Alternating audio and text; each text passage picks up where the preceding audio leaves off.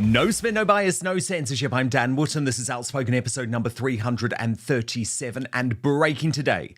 A disgusting attack on Tommy Robinson in Parliament as a, quote, far-right racist hate preacher just as he begins his official state visit of Israel. On Monday, the far-right racist hate preacher Tommy Robinson, who is currently on trial for allegedly refusing to comply with counter-terror police, claimed that his legal costs are being paid by Elon Musk. So today I'm going to tell you what is really going on. This is a diversionary tactic by the deep state to shut down any debate whatsoever about the serious Islam threat to our disunited kingdom. Because of course all patriots know that the Muslim terrorists invading this country every single damn day in their hundreds via our unprotected southern border is the real issue. And the government is now allowing this to happen under our corrupted Muslim Home Secretary, Shabana Mahmood, who has made clear she is a real threat to Britain as a Christian country. Islam, my own religion, like a lot of practicing Muslims, my faith is the most important thing in my life. It is the absolute driver of everything that I do. I feel a very strong calling of my own conscience, and my conscience calls me to God. And the quiet bit is now being said out loud by campaigners. So the member argues for the right of the far right to protest, but criticises pro-Palestinian. They're not far right. They wave flags like this. Well, I want to tell you that Islam is going to take over every single square inch of the globe. Brothers and sisters with the hijab, and brothers with their beards and the name tag with their name on it, and having to handle alcohol, and it hurts. And Mahmood is continuing to house our terrorist invaders in luxury accommodation. Inside, they give all the washing machine. Paying? Oh, this is nice, isn't it? How are you, my friend? You alright, buddy? This is good, isn't it? Heating us on full blast. Oh, this is nice, right? Lovely. It's not a bad little spot. And you get washing machine and cooker, microwave. So I'll expose the real threat to the UK in my digest next, and then the superstar panel weigh in. Father Calvin Robinson and Don Keith, host of The Real Beef with Don Keith, an Urban Scoop contributor who has been in the UK this week, is still in the UK, having attended Tommy Robinson's terror trial. Also coming up on the show today, speaking of that trial, the British Bashing Corporation's Daniel Sanford exposed for ignoring the real terror threat to the UK after that astonishing toe-to-toe with Tommy Robinson outside court. Oxford University's shame grows as its student union chair, who celebrated the death of Charlie Kirk, is called out in a desperate damage control bid ahead of a vote of no confidence at the weekend. And a sick smear against Margaret Thatcher on the centenary of her birth, as a bombshell new biography claims she had 2 affairs while Prime Minister. Then, in the uncancelled after show on Substack, humiliation for Meghan Markle as she is openly heckled for her limited business achievements by a tiny audience during her latest on-stage interview in Washington, D.C. So we'll show you what happened and call out her latest dig at the royal family with YouTube sensation P. Diner. That is over on Substack after the main show. You can watch at www.outspoken.live. Brand new Greatest Britain and Union Jackass revealed before the end of the show as well. Here are your nominees today. You can vote in the YouTube live chat. Emily Maitlis, nominated by Kaz Quinn for claiming that Tony Blair brought peace to Gaza. Seriously, the guy who invaded Iraq and sparked regional chaos? Daisy Cooper, nominated by ScottFly349 for her disgusting libelous rant today in PMQs, calling Tommy a far-right hate preacher and comparing Elon Musk to Putin. And the Oxford student Samuel Williams, nominated by Matt Cass38, who says, "Look at this embarrassing virgin boy. He wouldn't last long in any fight, but likes to demand the death of others." So, 3 fascinating nominees today. Get voting. Let me know your comments throughout the show. But now, let's go.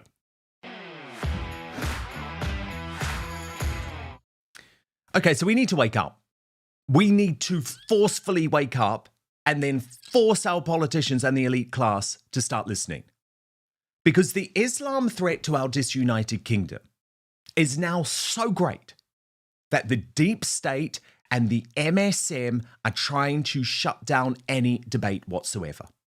I am convinced the diversionary tactics include seeing Tommy Robinson branded a terrorist and jailed as a warning shot to all of us who speak out.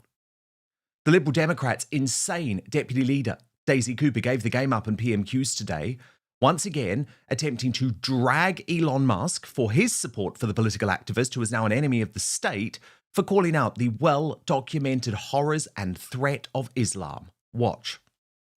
On Monday, the far-right, racist hate preacher Tommy Robinson, who is currently on trial for allegedly refusing to comply with counter-terror police, claimed that his legal costs are being paid by Elon Musk. It is outrageous that a man who has so much control over what people read online every day could be funding someone who stokes far-right extremism on our streets. If this was Putin, the government surely would act. So will the Prime Minister commission the security services to assess the threat that Elon Musk poses to our democracy and recommend measures to this House that we can take to stop it? Well, I can tell her we do look across the board at threats to our democracy and must continue to do so. I won't comment on the particular case given the state of legal proceedings. Outspoken. Okay, so note that this time, Slippery Starmer didn't take the bait.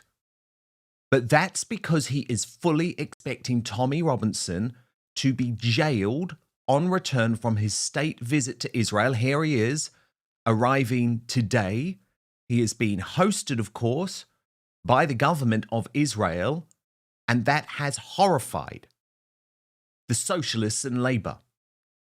But as Joey Manorino said, Tommy Robinson is such a dangerous terrorist that the UK is going to take 3 weeks to give him a decision on his trial that just concluded and allow him to travel to Israel.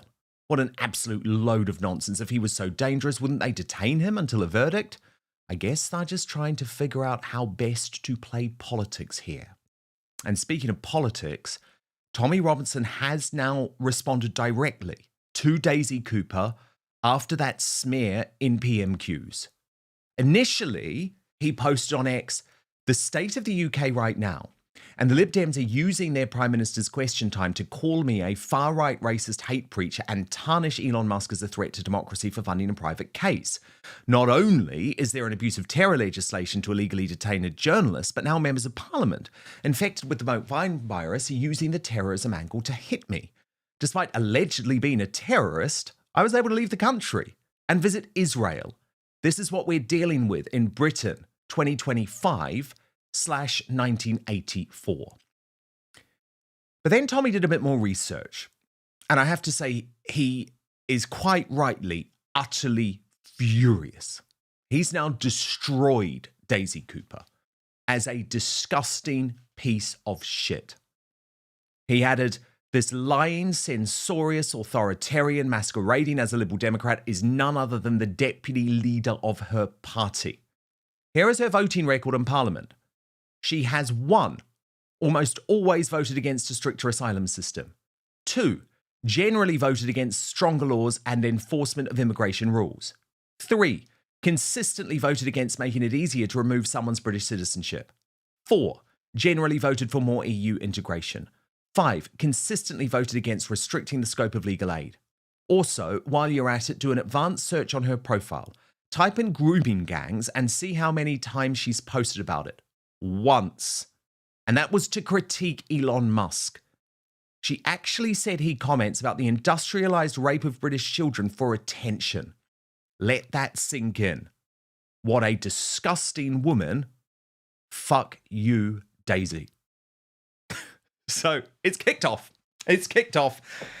And that's exactly what Daisy Cooper wanted, because, of course, this is all part of the diversionary techniques going on.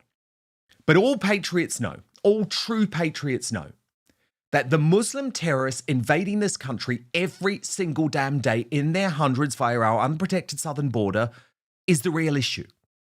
And the government is now allowing this to happen.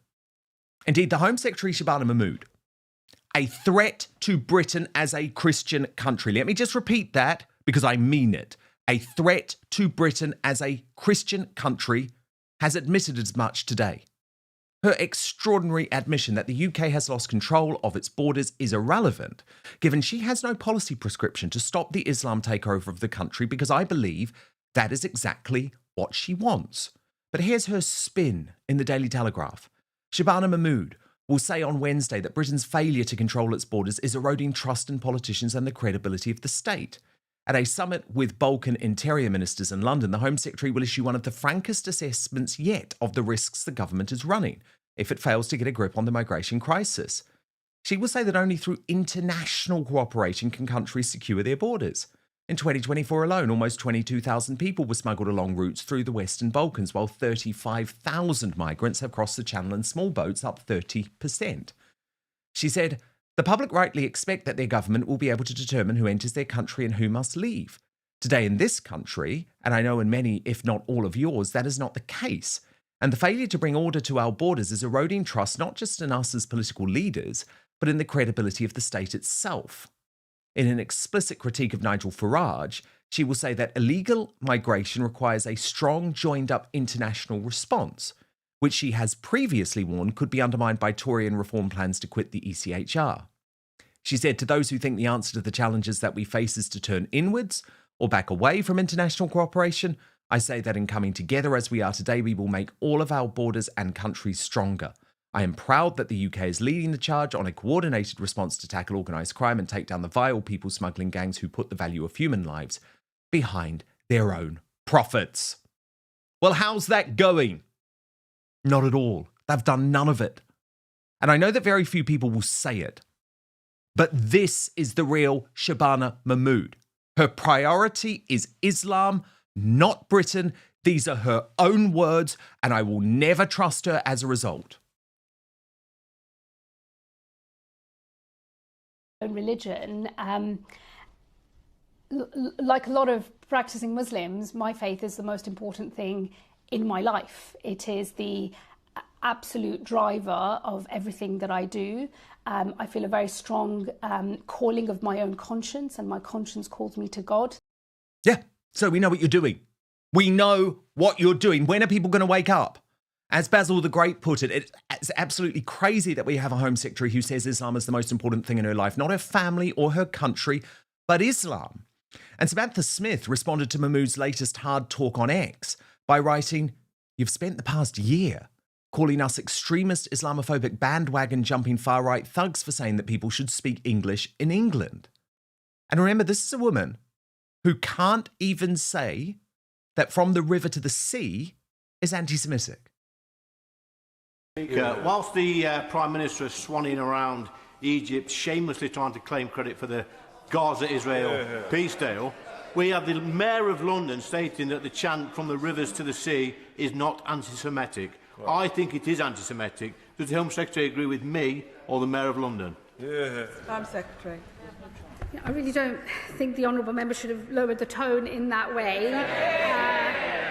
These are very serious matters, and we should all be united in this House in supporting the peace process in the Middle East, which undoubtedly has made progress in the last few days because of the actions of the American president and other partners in the region. One of the reasons why I'm reviewing the wider legislation in this area, including the thresholds for what constitutes a hate crime, is precisely because we have many contested phrases which currently, based on context, fall foul of being prosecuted. And I want to make sure that we have the most robust legal mechanisms, that hate speech and hate crimes are always prosecuted in our country.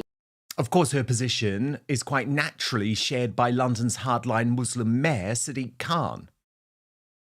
You released a statement the day after the protests, and at no point did you criticise the appalling behaviour we saw. You were unequivocal when you were talking about one particular protest last month, claiming that that was far right.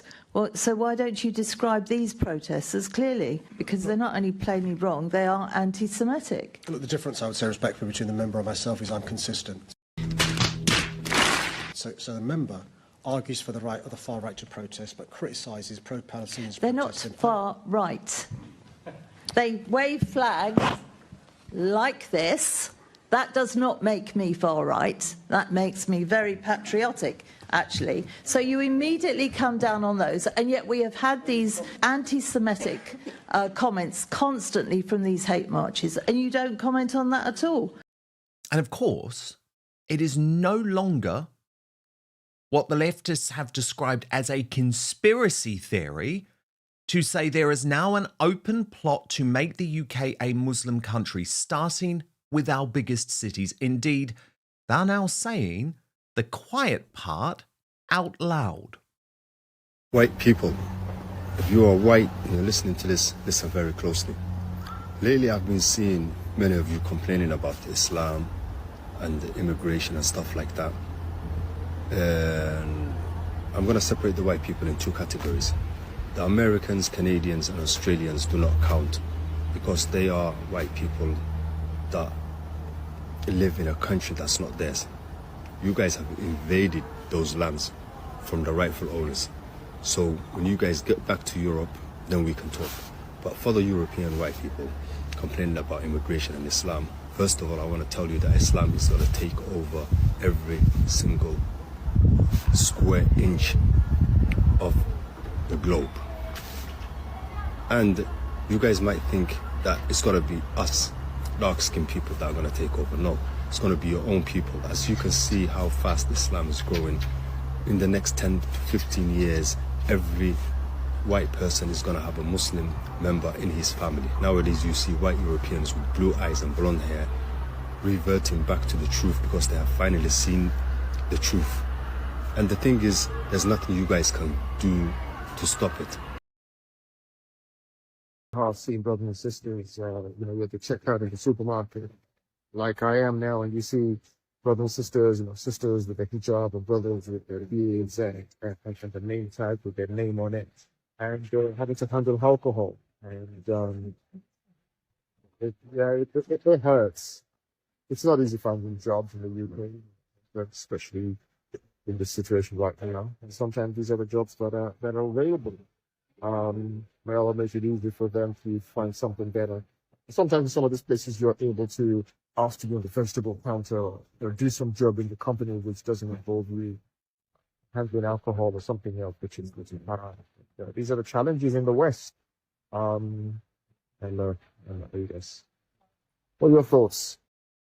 Well, Lawrence Fox responded by saying, "Go and live in an Islamic country then, pal."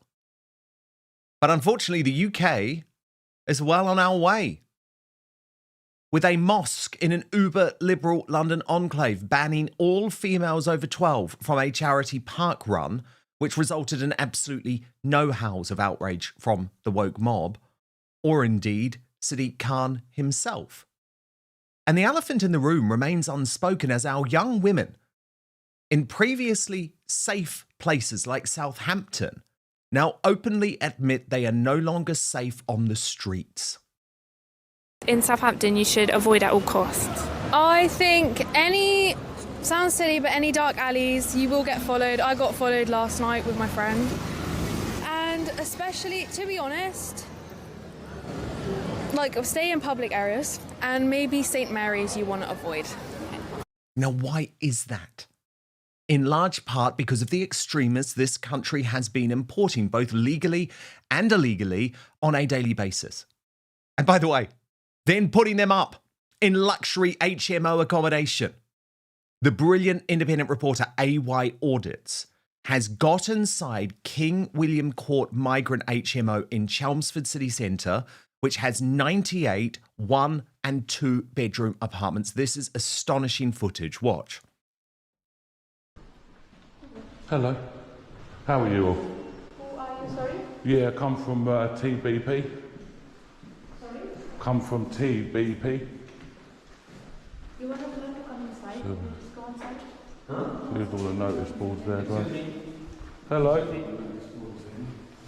Sorry, mate. Can you please come outside with me? Pardon me? Can you please Nice come little outside? building complex here, isn't it? Yeah.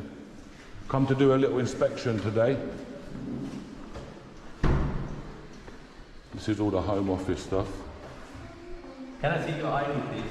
My ID? Please scan the barcode to request a GP appointment.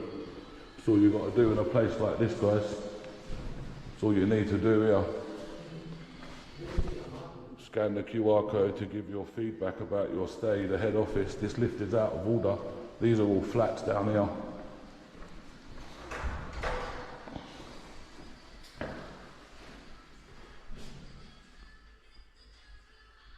This is quite interesting, look. You've got illegal working things up here, look. So there's all like illegal working stuff. So there seems to be on it here. This is all in a foreign language, this stuff. Understand? This is all the leaflets. Living in initial accommodation. Can I take some of these Outsiders leaflets? are not allowed to inside. What do you mean outsiders not allowed? Can I see your ID? As Tommy Robinson said, cleaners, doctors and dentists available whenever needed. And the first person he interviews is seeking asylum from Turkey. Absolute liberties. Watch. You've got many outsiders in here, I believe, sir. Stop the hate, report hate crime. Hello. Hi, how are you? Good afternoon. How Yeah. are you? Yeah, I'm good. Yeah, I'm are you good. living in here? Yeah, I'm living here. What's it like in here? What's the rooms like? It's very comfortable. Very comfortable. I'm good, yes. Yeah. Where did you come from? What country? Actually, I'm Kuwaiti and Turkish. Yeah, okay. I passed from France to United. Did you come? Oh, you come on the dinghy? Yeah, sure. On the boat? Yes. Yeah. And how long have you been in here for? 3 months. 3 months. And did you come straight into this place? Yes. Yeah. Straight from processing centre to here? Old Campstone Yeah. to this place. Okay, good. First Old Campstone, then Crown Yeah. Plaza, then... And then Crown Plaza. Leave them, brother, leave them. No, it's okay. What are you doing, man? No, man, no. Well, I can talk with this man. I can talk with him. Why can't I talk with him? You can't talk with him. I can talk with you. Yeah, What's your room like? Can I have a look? Yeah, sure. Show me. Can I just... Yeah, take a picture of that, yeah? Yes. Brownfield Hospital. You're allowed people in, guests? You're Yes, allowed to you're have allowed guests? until 10 o'clock. Oh, brilliant. Show me room Sorry, then. man, if you are still refusing to get out. No, I'm a guest. I'm a don't guest. That's all right, buddy. No problem. I'm his guest. He's guest. Do you want me to sign in the book or anything? You are not allowed to. I can sign in. I'm not recording at the moment. You are It's not recording. recorded. You are. No, not now. Not now. What are you looking for? The hospital? Yeah, my dish is my teeth. Oh, your teeth. So you need to go hospital for. Now, we will show you the paid accommodation in just one moment, but after seeing that video, Orla Minihane of Reform UK's Pink Ladies raged, "I am beyond furious. Turkey, the second most visited holiday destination for Brits, but he's claiming asylum. This is absolutely outrageous. I feel sick with anger. How dare you, Home Office and Keir Starmer? Enough.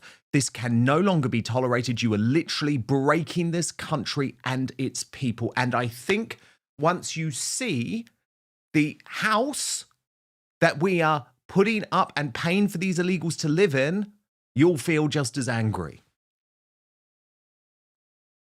So this is the new apartment block, guys. This gentleman's kindly offered to show me his room. Sure, I can show you my... Yeah, no problem. Thank you. I appreciate it.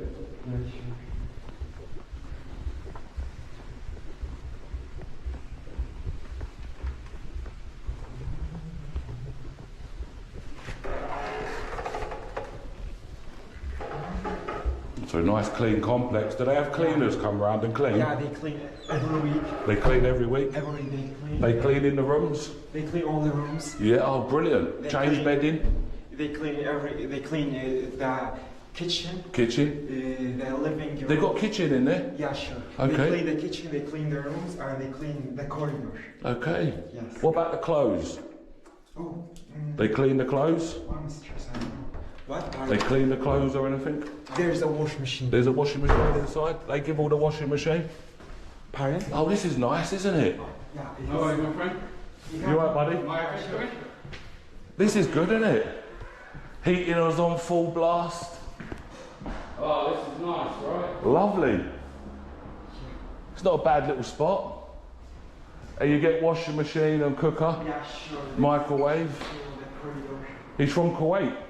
I have a quite like Turkey. Yeah. Yes. Yeah? Yes. It's very hot in here though, it's very warm. Very warm, my friend. Yeah. Where's the toilet? There's two toilets. My Two toilets? yeah, my friend's toilet is here. Oh, what, you share this with somebody? Yeah, sure. Yeah, and what is he like? Is he okay? Yeah, he sure is. Yeah? Okay, yeah. I choose good people.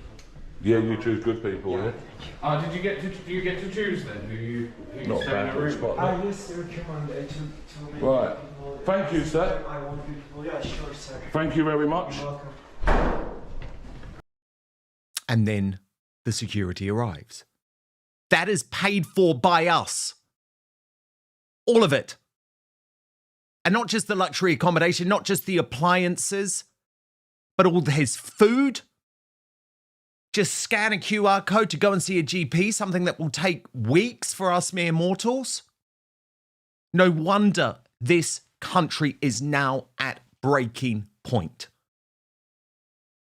And there is an increasing revolt in a whole load of ways, including, by the way, and again, the mainstream media isn't focusing enough on this, over the government's plan to introduce digital ID. Last night, protesters stormed the Bullring shopping centre in Birmingham. This again has been ignored by the regime media. Watch.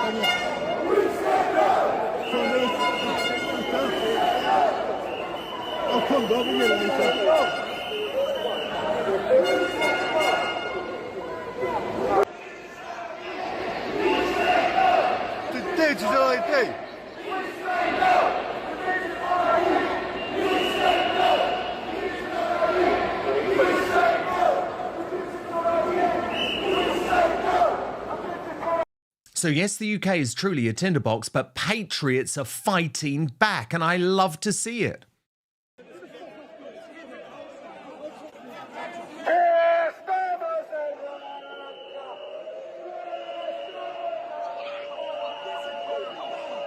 They represent the system. Look at the system. The system helps us when we stand together. What do you think?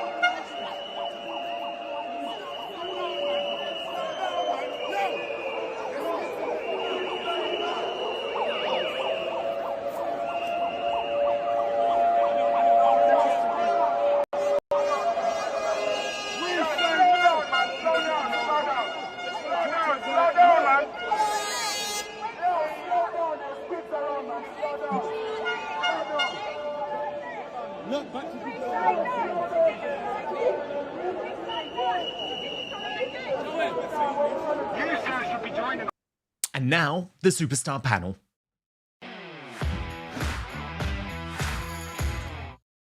The brilliant Don Keith and Father Calvin Robinson with me. Father Calvin, I want to kick off by this extraordinary claim in PMQs today by the Liberal Democrats describing Tommy Robinson as a racist far-right hate preacher, also targeting Elon Musk for funding his court case. Ed Davey, the Liberal Democrats' joke leader, you know, the clown who dresses up all the time for these ludicrous stunts, he's now hit back at Tommy Robinson, writing, really concerned to see Tommy Robinson launching a vile personal attack on the brilliant Daisy Cooper for asking about an important national security issue at PMQs. Very low. I mean, where does this guy get off? It was Daisy Cooper who started this.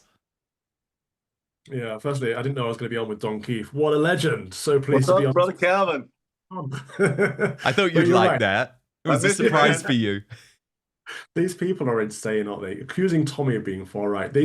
Either they are absolute liars, or they don't realize what far right means. And one day they're going to find out and they're going to regret ever calling people like Tommy far right. For goodness sake, he's in Israel right now. Can you get more centrist than that? It's absurd to me that people think he is this fascist far-right figure. Like, I wish there was more of a far-right presence in the United Kingdom. Maybe it would drag the rest of us further to the right, which is where we need to be to push back against all of this nonsense.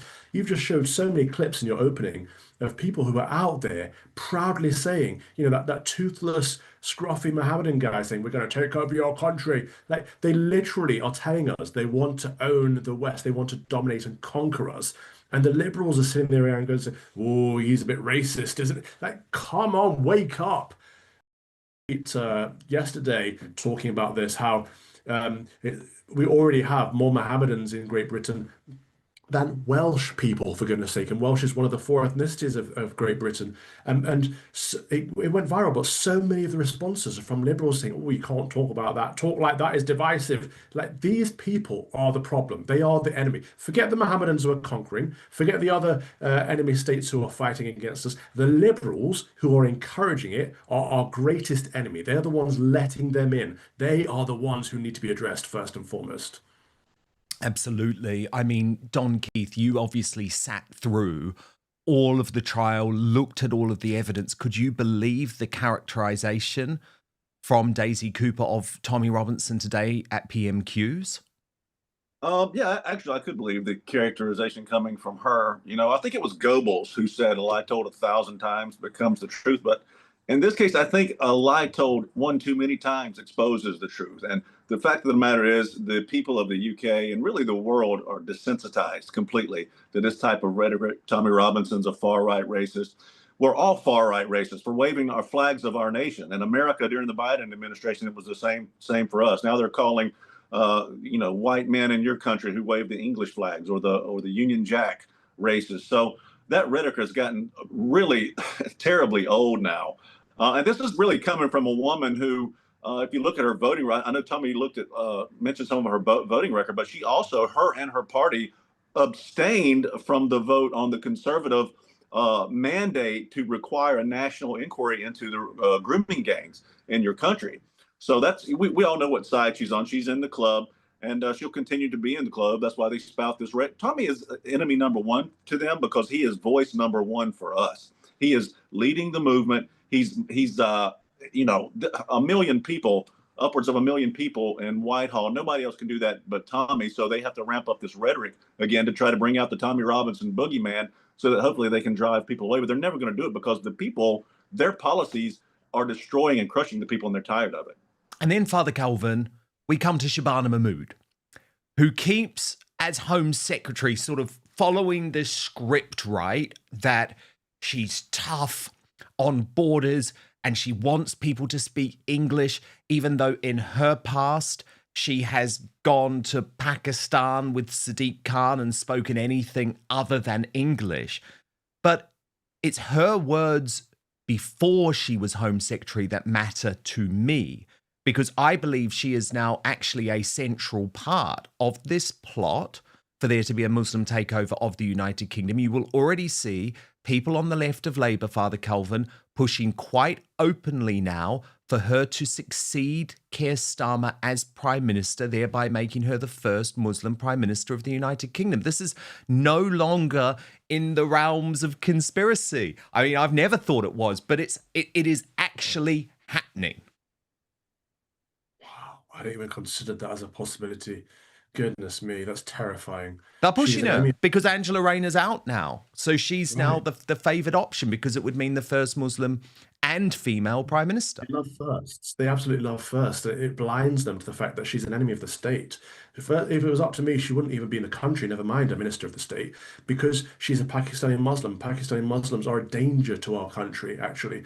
And while the two major issues of immigration and two-tier policing are under her remit, we're all under risk. We're all a risk. And it's incredible to me that people can consider this a good thing, a first Pakistani Muslim Mahmood as a potential prime minister for a once great Christian nation. There should be two main criteria for standing for office in the United Kingdom. You should have some Christian heritage, and that means you cannot have arrived yesterday. Some of your parents or grandparents must have been born in the country, and you must be Christian. Simple as that. English heritage and Christian. And that was the law of the land until relatively recently. We must restore that by any means necessary, because we cannot have the enemy invading us because the Liberals are letting them in, and we cannot have them taking over these great positions of influence and power in our country, because they will undermine us and they will persecute us. The enemies of the United Kingdom and patriots of our country are everywhere, though. They are everywhere. And this week, we saw it clearly at the Tommy Robinson terror trial, where Daniel Sanford, who has been the witch hunter in chief at the British Bashing Corporation, as I call it, for years, of Tommy Robinson, raised his ugly head to try and get independent journalists booted out of the courtroom, including the superb Ezra Levant, one of the world's top journalists, who had flown from Canada to cover the proceedings for Rebel News, and of course was being viewed millions and millions of times. So there's a lot about Daniel Sanford that we need to look into, because I do believe that he is now part of this deep state plot to destroy Tommy Robinson. And of course, Tommy went toe-to-toe with him outside the courtroom in this astonishing scene. Press, you was in there today. You remember the press, you was in there today. Yeah. Can I ask you, what did you think of the fact? What did you think of the fact? It's contempt to talk about a court case. No, it's not. No, it's not. There's no jury. That's only for juries. There's not contempt. That's a lie. That's a lie. No, you remember the press. I can't discuss. Well, I've looked at your reporting today. I've looked at your reporting. I've looked at your reporting. I've looked at your reporting today. Yeah? Why don't you tell the truth? Why don't you tell the truth about what happened in court today? Why don't you tell the truth? Why don't you tell the truth? You see, that's the media. Where's Wendell? That's the mainstream media, yeah? He is sat in that court case. We'll see what verdict we get tomorrow. Not one of them has reported any of the unlawful stuff the police have done. And then, do you know what? He went to the judge. He went to the judge to make sure Ezra was stopped reporting. He did. He went as a member of the press to point out that he's sitting in the public gallery and he's reporting on this case, to prevent him reporting, so that the only narrative you get is from them. Fast car, cash in his car. Why do I have cash in the car? Because we collected it at a demonstration the day before, and I can't bank in the UK, you mucks. Anyway. But none of this should be a surprise, okay? Because Daniel Sanford has had it as a key aim at the British Bashing Corporation for over a decade to try and destroy Tommy Robinson. And what's fascinating is that he was actually called out just a few days before that scene outside court by AY Audits. And this was an epping, okay? Watch this. Yourself. I've been to enough of them. Make up your own mind. And I guarantee you, a lot more than what you think. Either you work for the government or you're just totally naive. Well, neither of that. Well, listen, you work for the government because you work for the BBC. Well, we work for the Yeah. Oh, you don't work for us. You're propaganda. You're propaganda. You work for the BBC. You know that as well. See all them people bibbing, every single person bibbing, they're on our side. All we ask for you. They're on our side. All we ask You've lost, mate. Cheap being here. You know what I mean? And just show it. No one believes you spin anymore. They should not be going into brand new apartments. YouTube. Myself. Yeah. Oh, where is my channel? UK. It's all right, I follow this. I've never seen any. Lyle just told me, he said you're here. YouTube, yeah. He's coming, hopefully. Mate, I've got the evidence. 23rd November. Look at your ratings up against an independent journalist. You're losing. And he is losing. But you note, any time he is put on the spot about his corrupt reporting at the BBC, he just slinks off. And Daniel Sanford proved, by the way, his hatred of Tommy Robinson before the case even began. He hardly posts on X at all now. You know the lefties don't. But this was his one tweet before the case. And actually, he's posted nothing since either. In a video recorded on his way to court, Stephen Yaxley Lennon, so he called him Stephen Yaxley Lennon, said, "Thankfully, I haven't had to beg for donations today because Elon Musk has picked up the legal bill for this absolute state persecution." There were loads of replies to that. Donna Rachel said, better than fleecing the taxpayers so you can swan around broadcasting house with your fellow champagne socialists. The Nutty Profess 8 said, will you be calling Zach Polanski by his real name? Of course not. Amy Meck said, you're not a journalist, you're a reputational assassin, weak, spineless and cowardly. You ran from the camera after smearing Tommy, then hid like a little bitch boy.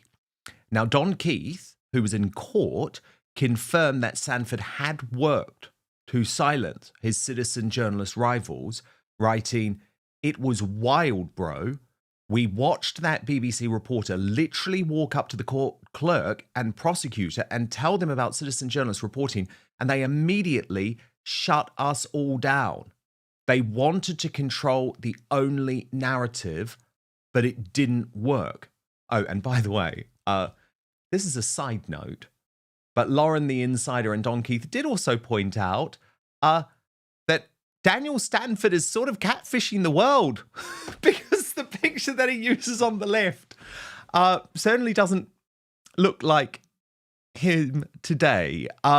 So Don Keith, we need to speak about Daniel Stanford, right? Because this was not an isolated incident. It's like he's paid to be at the BBC, effectively leading the witch hunt against Tommy Robinson, and he has done it now for well over a decade. Well, of course, I think it's obvious he's a government operative, but you know, that whole thing was astonishing, especially the Tommy part when Tommy confronted him. To watch that live was beautiful, let me tell you. But in the courtroom, the way we knew that it was him, it was so obvious because we were sitting in the public gallery. Ezra and I were in the front row. We were both live tweeting as things were happening, as events were occurring in the courtroom. The BBC journalists and the other left-wing media, pretty much biased media, I like to call them, were sitting in front of the glass, right in front of us, with their laptops open, facing us. We watched them scroll all of our pages. They were scrolling Tommy's Twitter or X. They were scrolling Ezra's X. They were scrolling my X.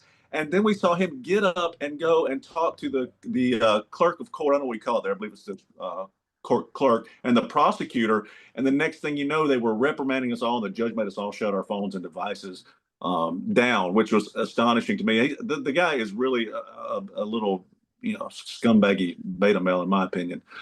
Just such a coward the way he ran away from Tommy. But and the other thing you didn't see in there was the judge, who I'm have my concerns about this judge because of the way he made Ezra get his credentials for the second day. So Ezra was shut down.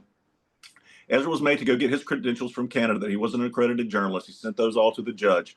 Then the judge in court has Ezra come up, and in front of everyone, he says, well, we have a certain way. Basically, he tells him, you have a certain way you have to report. I don't like the things you said about the other journalists and people who work for my court, so I can't take that privilege away. Basically dictating in the UK how a journalist should exercise his freedom of the press is what this judge, but he didn't. The same judge did not reprimand any of the other reporters for the way they were speaking about Tommy, and yet the conservative reporter is supposed to, mind his P's and Q's when he's reporting on things that go on in the court. So, yeah, I have my concerns about this case. I don't like that it was the verdict. It's such an open and shut verdict. The whole thing was unlawful detainment. The whole case should have been closed immediately upon the judge hearing the evidence from the defense and the prosecutor. They had admitted to unlawfully detaining the guy for 40 minutes. So, to me, the thing should have been immediately declared a not guilty verdict at the end of this thing. I can't believe it's postponed till November the 4th, but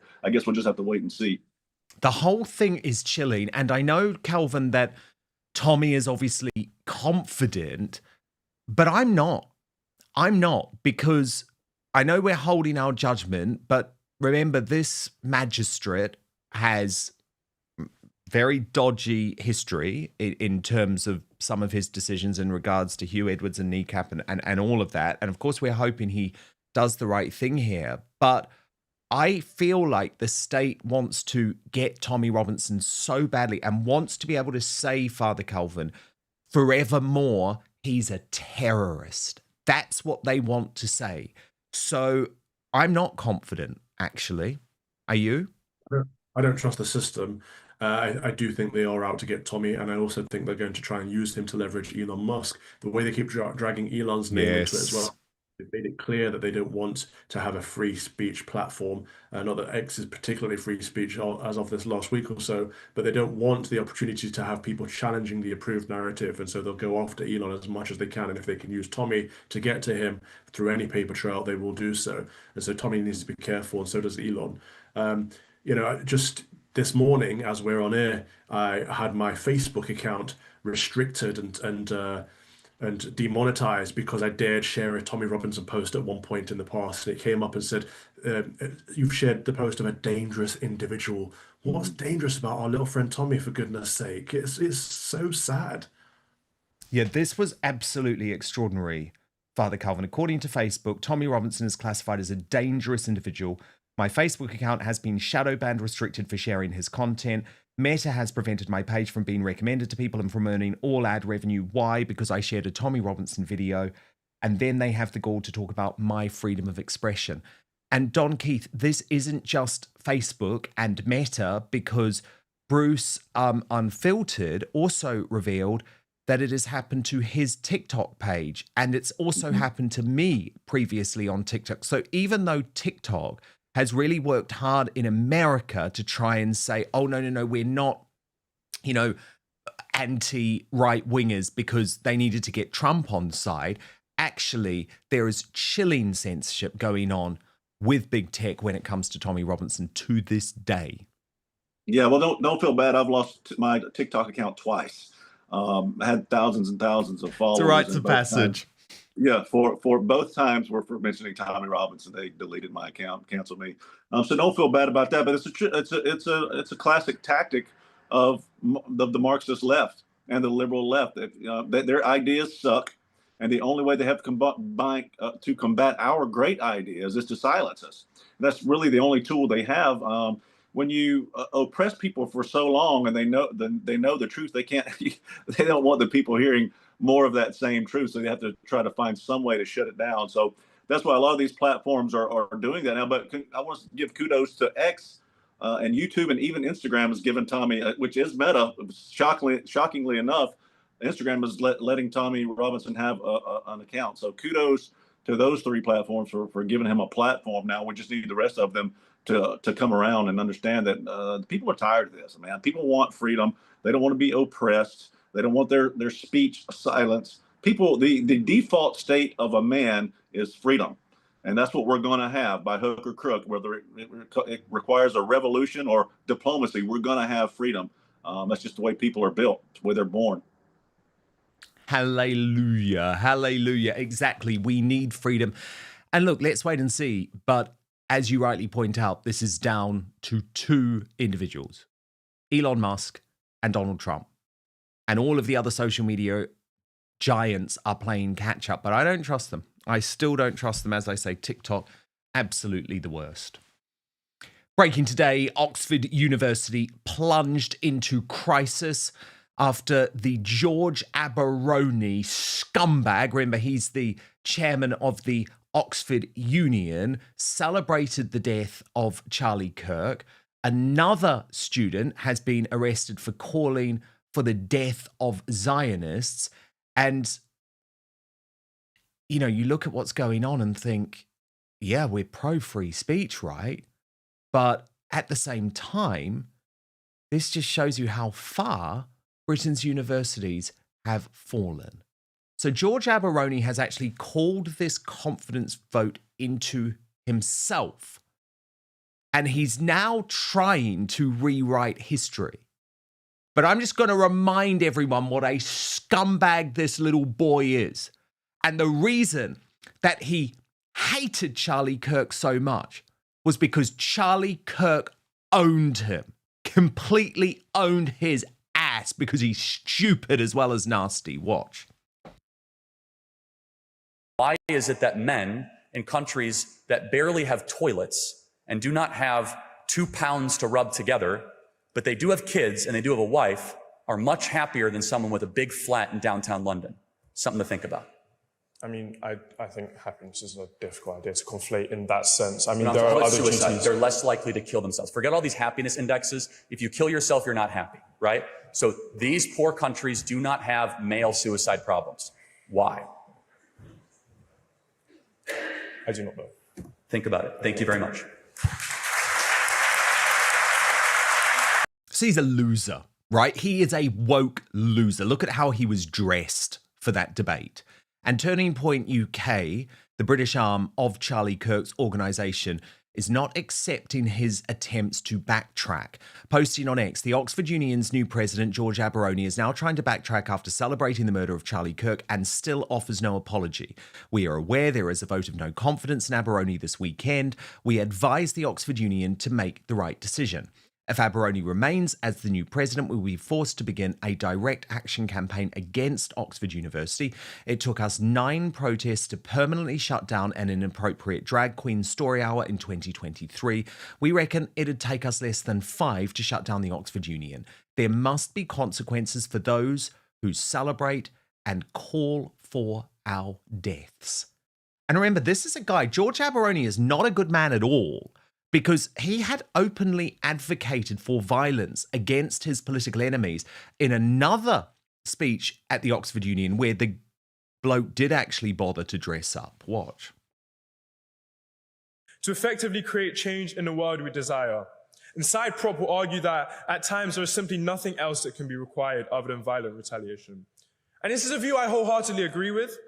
This view, the view that some institutions are too broken, too aggressive, too oppressive to be reformed. Like cancers of our society, they must and they should be taken down by any means necessary. Okay, let that sink in.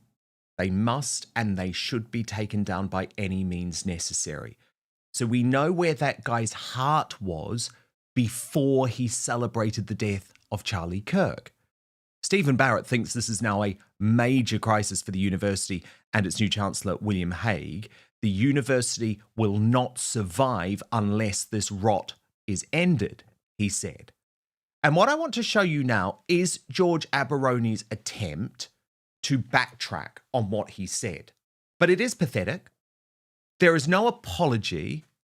And indeed, even the sympathetic interviewers find it very, very difficult to find a way to justify what George Aberoni said. And I just want to say, by the way, too, that if your first reaction after one of your political enemies is so brutally assassinated is to celebrate, then you are sick in the head. You are truly sick in the head and you should not hold any serious public role. Because I stress again, if my political enemy, the example I always use is Owen Jones, were to be assassinated in that type of manner, I would be horrified. I would feel sick. I would call it out. So this is the woke mind virus, right? These are evil, evil people. Watch. I see the news and I react, and I think instantly. Yeah, instantly. And the media has kind So of... had you seen the video then? No, I had not seen the video. You just saw the headline? I didn't even know, all I saw was shooting at Charlie Kirk event, and the media has kind of painted it as this, I'm celebrating his death or I'm celebrating the shooting. But it's kind of a massive misrepresentation of what happened. And, when you see the headline, you said you were shocked when you saw the headline. I can understand that reaction. You see someone celebrating death and you go, like, that's quite visceral. But it's, again, like a massive misrepresentation of, like, what happened. I saw a screenshot of it saying, Charlie Kirk got shot, let's fucking go. And then an Instagram one, which was Charlie Kirk got shot, lol. Yeah, so the Charlie Kirk got shot, lol, was on an Instagram note. I think Charlie Kirk got shot, this one goes on a private story. Okay. And, I reacted, again, poorly. I reacted very quickly. Again, at the time, I didn't know anything about the situation, and I retracted and deleted my comments, and then the stories come out a day later talking about I celebrated his death. Okay, so he's quite clearly a very dangerous combination, right? Stupid and evil. And he absolutely provided no explanation. He did celebrate Charlie Kirk's assassination. Nick Dixon agrees, writing, I don't see from this how his views were misrepresented, and even if they were, which they weren't, what is the explanation for the debate where he clearly advocates political violence? He has no defense for any of this. And now there's a second scandal at Oxford University over this man, Samuel Williams, who has gone viral for saying, put Zios in the ground. Here's a student at Oxford And this was the clip that again went around the world. And I don't want to yap for too long, but a chant that we've been workshopping in Oxford that maybe you guys want to join in. It goes, Gaza, Gaza, make us proud, put the Zios in the ground. Gaza, Gaza, make us proud, put the Zios in the ground. Gaza, Gaza, make us proud, put the Zios in the ground. Gaza, Gaza, make us proud, put the Zios in the ground. Gaza, Gaza, make us proud, put the Zios in the ground. Thank you. So clearly a sicko, right? Julia Hartley-Brewer celebrating, though, the news that Oxford has now suspended Samuel Williams, and he also is facing a police investigation. So to my superstar panel, Father Calvin Robinson and Don Keith. This is a major crisis for Oxford University, isn't it, Don? Because it does just show how the woke mind virus has completely infiltrated this organization. And I don't see how George Aberoni or Samuel Williams have a leg to stand on. I mean, George Aberoni was quite clearly celebrating a political assassination. That means, in my view, not that he should be arrested or locked up, but it does mean that he is absolutely inappropriate to be the president of the Oxford Union, a storied organization. And as for Samuel Williams, I mean, personally, I think he's just a loser who should be ignored. But I'm sorry, we locked up Lucy Connolly. We locked up Lucy Connolly for 31 months, where she said, for all I care. He's literally calling for Zionists to be murdered. So, I mean, do we have two-tier justice in this country or do we not? Personally, I don't particularly want to see anyone locked up for speech. But you know what I'm saying? Yeah. No, I totally agree with you about Aberoni. He needs to be gone. But how does Oxford get rid of a person that they helped create? People like him and his ilk, you know, these universities like Oxford, these Ivy League universities in America and your country, all help create these because they've been infiltrated with leftists for the last few decades. And now we're seeing the results of that. And it's really classic Marxist socialist tactic. If you look around the world, if you look at history, if you look at, say, the Great Purge in the Soviet Union under Stalin, if you look at Pol Pot and the Khmer Rouge, if you look at the Chinese Cultural Revolution and Mao Zedong, they always recruit these kids in these universities, the intellects, because they have this revolution mentality and their minds are easily malleable and they're susceptible to this idea of revolution. Now, what happened there, it will happen like it does everywhere else. That's the reason you see with these NGOs that Soros is funding, you see these young men coming up. You never see old men and women coming in these boats. It's always the young militant men who are easily susceptible to this idea of revolution. Now, what will happen with that, because they're using each other as useful idiots, the Marxists and the Islamists. The Islamists are never going to tolerate eventually, but we're the buffer against both of those, right? So they're going to come after us first, and then they'll fight against each other because the Marxists are never going to tolerate the Islamists because they're not going to tolerate a group of people who are beholden to a religion. The state should be their religion, right? And the Islamists are never going to tolerate the Marxists and the progressives on the left because they're antithetical to, you know, things like the transgender ideology, the LGBTQ and abortion and things like that. The Islam's never going to put up with. So you see these young men being recruited with all these various ideologies because it's in history, they've always gone for these folks because these young men are always susceptible to this idea of revolution. But then what ends up happening in these communists, the history of communism is once these dictators get into power, they end up exterminating these young ideologues who helped them get into power because they start to realize maybe this is a little too much communism for me. So then they have to exterminate them as well. And it's just an ongoing cycle of revolution. Father Calvin Robinson, where do you stand on George Aberoni? Do you buy his argument at all that he wasn't actually celebrating Charlie Kirk's death? He seems to think he wasn't, but the evidence is right in front of us that he clearly was. But George Aberoni is not very clever, right? He's clearly very thick. He didn't even have the grades to get into the University of Oxford. He only got in because he happens to be brown. It's a diversity inclusion equality quota, and we would see his grades on his resume. He didn't have the grades to get into the University of Oxford. He should not be there. But he clearly also has that victimhood mentality and that sense of entitlement to turn up in that chamber with his scruffy slippers, joggers, and t-shirt, and his hair not done.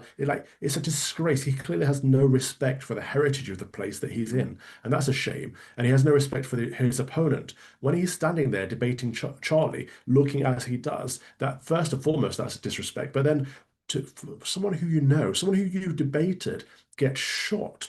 What kind of a human being celebrates that? Or if he has a problem with the word celebrate, what kind of a person puts out LFG, this guy got shot, after you even met that person, had dinner with them, debated with them, spoken with them? It's disgusting. It's inhumane. I think he should be booted.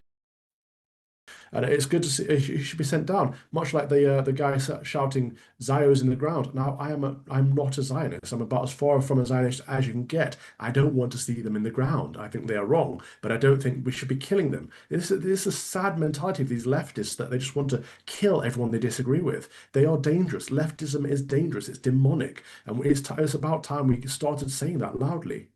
Don Keith, you've obviously been with Tommy Robinson all week for his terror trial. I mean, I know he's arrived in Israel now, but how concerned are you about his security and his safety, given that we do seem to be almost inviting, or the left seem to be inviting and importing the hard left Antifa style political violence into the UK?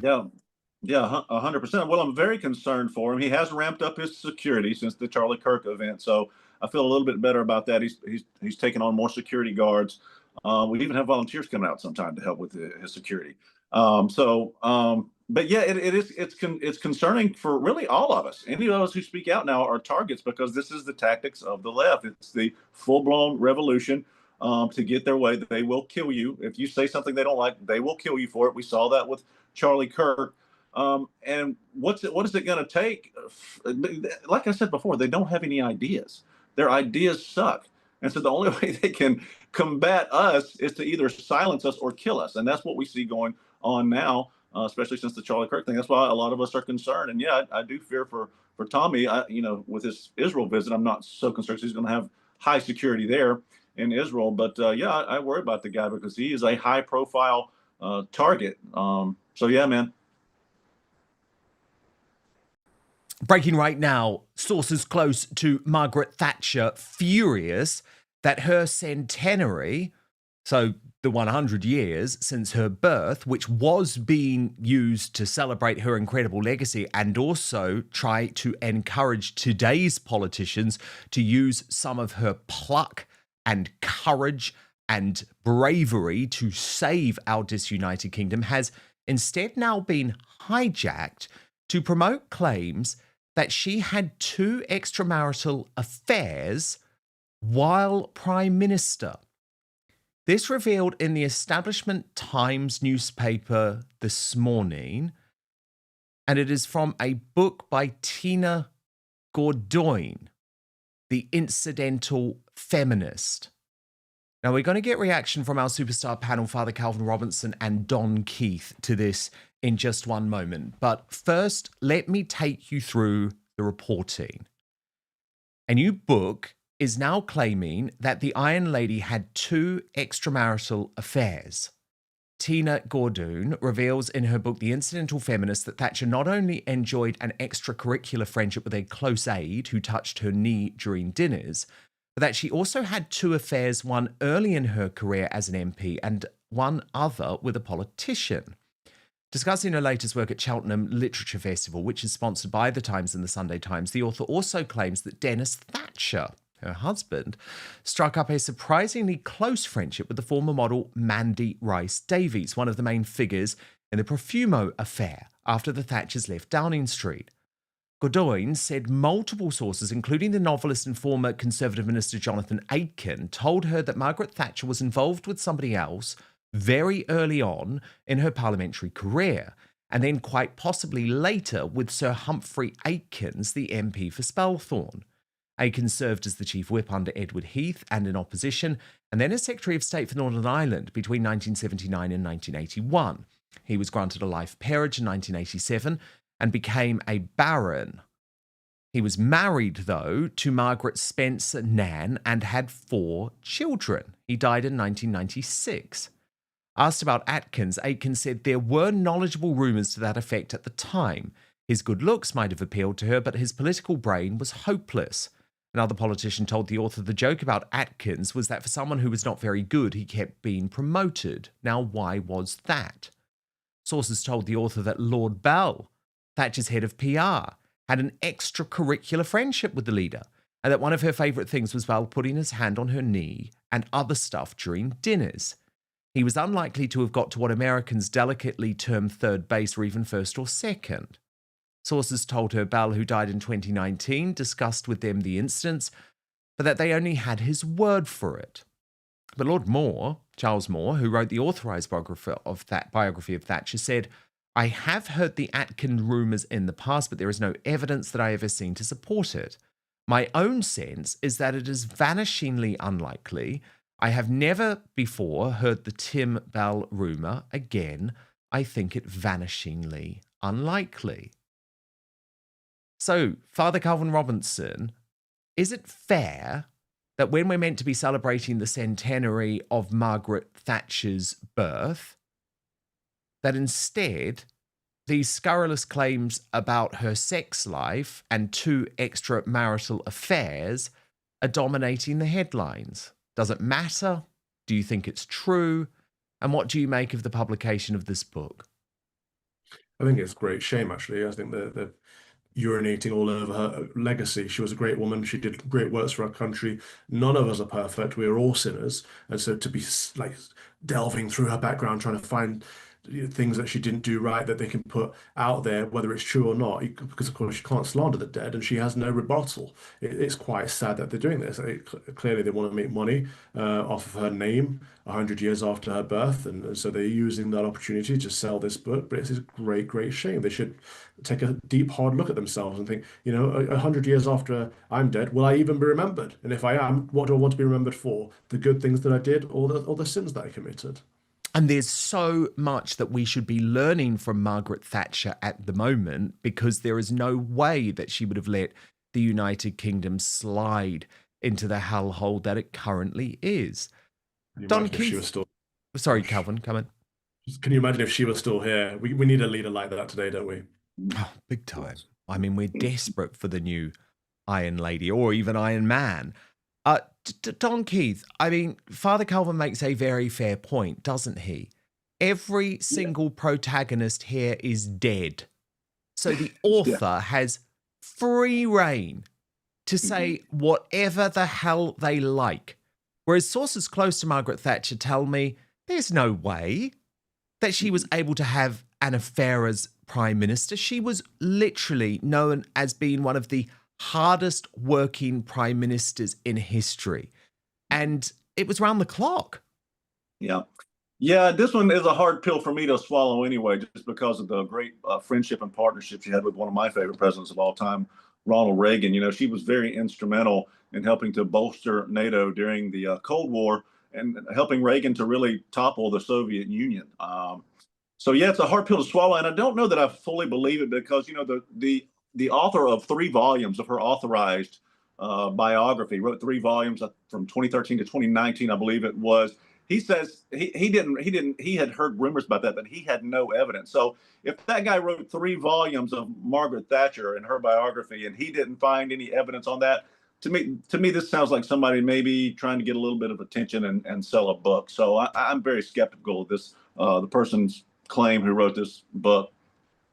Yeah, I am skeptical too, I have to say, because Father Calvin, there was never any sense when Thatcher was alive that she was a particularly, God, what's the word I'm trying to, she wasn't a particularly amorous woman. You know how there are certain politicians, I don't know, right. Liz Truss being one, who's sort of known as being a bit flirty. Do you know what I mean? She never had that reputation. Well, Well, she was known as being an upstanding. She tried to live as a Christian woman, right? And I think Don's right. I can see a couple of Sir Charles Moore's books on my shelves right now. If someone who's delved into her past that much and looked into every nook and cranny to produce a good biography series hasn't come up with this, then these gossip rags are likely to be untrue. And that's the problem. Again, you can't slander the dead. So they can publish whatever they like about her, true or untrue, and people are unfortunately going to believe it. Yeah, they really are. What do you think Margaret Thatcher would make of the United Kingdom today, Father Calvin? Her son, just this week, has come out and said actually she would have supported Brexit and would have admired Nigel Farage too. Yeah, she was always Britain first. Thank goodness for her fighting for the Falkland Islands against all the advice at the time. She stood up against the European Union before it was even the European Union, and she always protected our sovereignty as a country. I can't help but think if she was, I don't like to presume, but I can't help but think if she was alive today, she would be very disappointed with the state of affairs, that everyone from Tony Blair onwards, including the Conservative governments and the coalition governments, all of them have invited mass migration. Well, the Conservatives under Boris Johnson did the worst, actually, and entirely changed the shape of our nation because she helped us out of many problems. You can get a country out of a recession, you can get back on track, you can get a country out of all kinds of political problems. But once the people of the land are no longer the people of the land, it's difficult to change that back. And so now we're seeing that Britons are a minority in so many towns, cities, and boroughs that actually, if that happens on a grand scale, it would be too late to do anything about it. Father Calvin, Don Keith, going to just slightly shake up the order of things today because I wanted to get your response to some very sad news overnight. And it is in regards to our greatest Briton today, who has been nominated by Julie Ann Lowe. And it is the lovely Peter Whittle from the amazing New Culture Forum. She says he is an honest, sincere man fighting for us even through his own personal battles. And Peter Whittle is such a great man, a good friend to me. He's one of my favourite guests here on Outspoken. And yesterday he released a personal statement about his health, and I just want to play it to you now.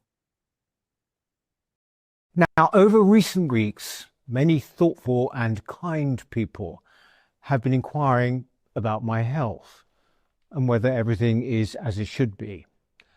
Well, I've been thinking that perhaps the time has come to be open and straight with you about my situation. Earlier this year, in May, I was diagnosed with stage 4 esophageal cancer. As we all know, there is no stage 5. My cancer is apparently a very rare one and highly aggressive. Since that time, I have undergone chemotherapy treatments, which unfortunately have not worked. But there are other channels remaining, and I'm currently waiting on the possibility of inclusion in a clinical trial. All the while, I am very fortunate to be surrounded by wonderful and loving people. I am otherwise, oddly enough, fit and well, and other than a rather radical different hairstyle, things have remained much the same. Over the past few months, however, the drastic nature of this personal news did mean some readjustments to life's usual schedule. Chief amongst these for me was the need to bring forward my wedding by some months. It was a quite beautiful summer's day in Windsor, made even more memorable by its relative intimacy. Now, as autumn begins, I remain extremely hopeful and optimistic, especially given that we are now living in a golden age of cancer research.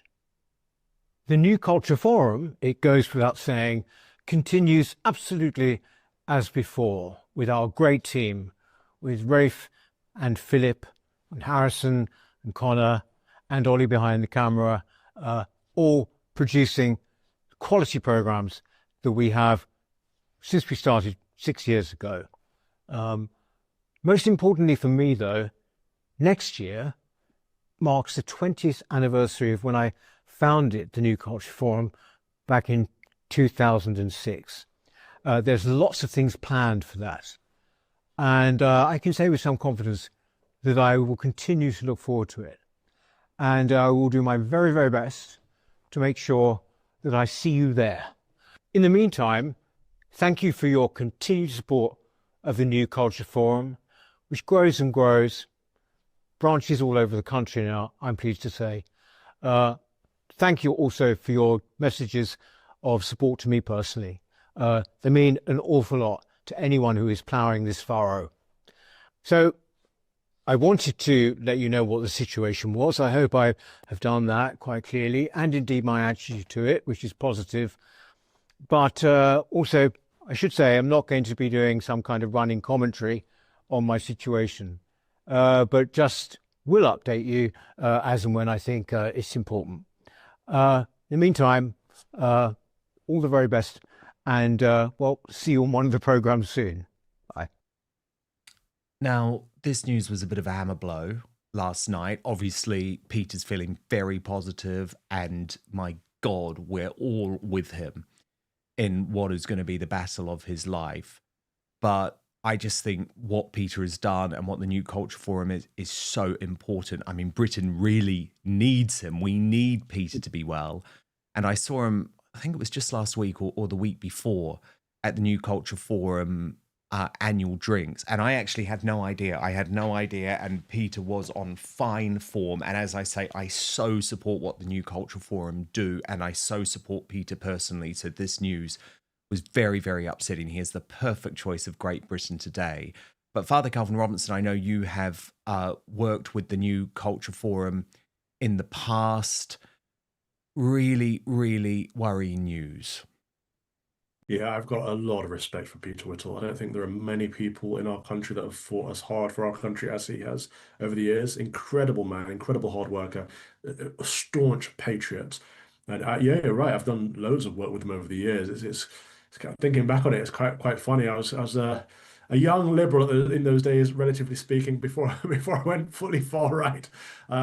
But yeah, we did work on education, and I've spoken to Peter off camera over the years about faith as well, and it's important. I'll reach out to him this week as well, probably when things have died down a little bit, because I assume he's got so many messages right now.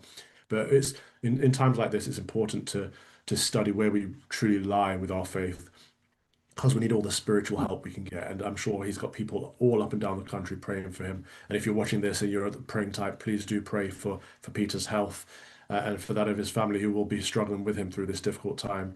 But yeah, sound conservative fellow. His events and his books and his videos and all the work that he does is fantastic. I fully support him in this, and you can rest assured that he has my prayers throughout this difficult time. Yeah, Don Keith, it was just terrible news. Yeah, it really was. I have a friend battling cancer right now. It's such an ugly, terrible disease. So my heart goes out to him and really anyone who's battling it. Especially it's so hard for anyone, especially a great patriot like Peter Whittle. So I just, like I said, my heart goes out to him. I hope he's all right.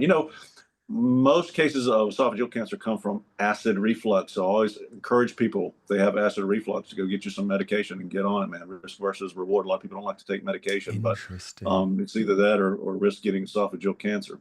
Interesting.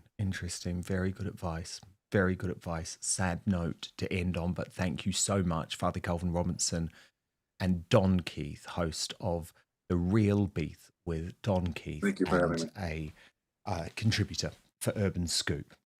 Okay, to your feedback today, we will come to our Union Jackass reveal in just one moment. But firstly, thank you so much to Cosmic Lover 293, who says they have been an Outspoken Plus member for 12 months now. And they say, wow, time goes so fast. So thank you so much for your support over the past year. So lots of outrage over this AY audits video inside the HMO accommodation in Chelmsford. Russell T9J says that's why energy bills and food shopping is through the roof, because the bill for this lot is £8 billion a year. Lily Lady 888 says, my 90-year-old dad would love to live in a hotel. Instead, he pays mad money to live in a retirement flat. I mean, exactly. That accommodation was luxury. And, you know, doctors on call, free food.